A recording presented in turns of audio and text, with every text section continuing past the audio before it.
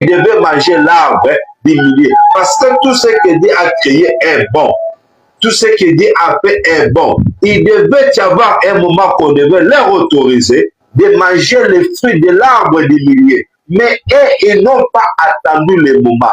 De même que nous aujourd'hui, nous nous précipitons pour les rapports sexuels, mais nous sommes en train de commettre un péché. Il n'est pas temps que nous nous mettons au rapport sexuel. Il y aura les moments où nous serons autorisés de faire les rapports sexuels. Mais aujourd'hui, le monde est abîmé. Aujourd'hui, le monde est dans l'enfer. Le monde est en train de jouir des rapports sexuels. Or, le mariage, des concubinages, de la prostitution.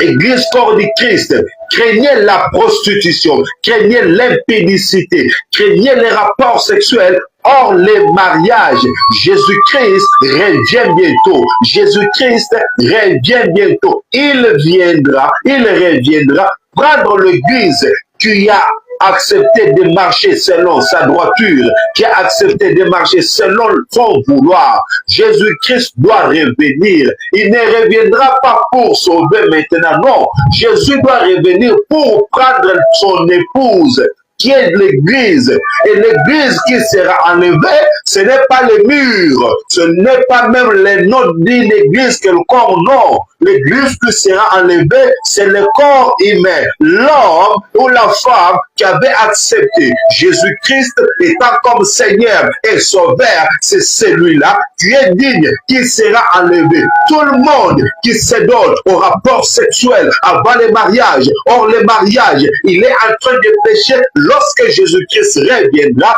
il ne pourra pas le prendre. Jésus dira, les nombreux diront, nous avons évangélisé en ton nom, nous avons prêché en ton nom, nous avons guéri les malades en ton nom, nous avons même soutenu les veuves, les orphelins en ton nom.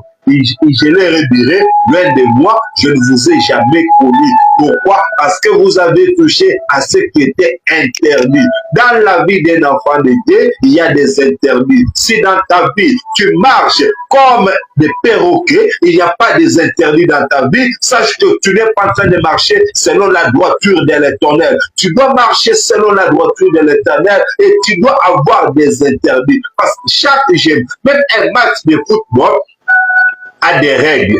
Partout, il y a des règles. Et ces règles-là, nous devons les suivre à la lettre. Lorsque tu suis bien les règles et que tu arrives à la fin, tu seras victorieux. Lorsque tu marques un but hors jeu, on annule les buts, même si c'était un but, mais le but est annulé.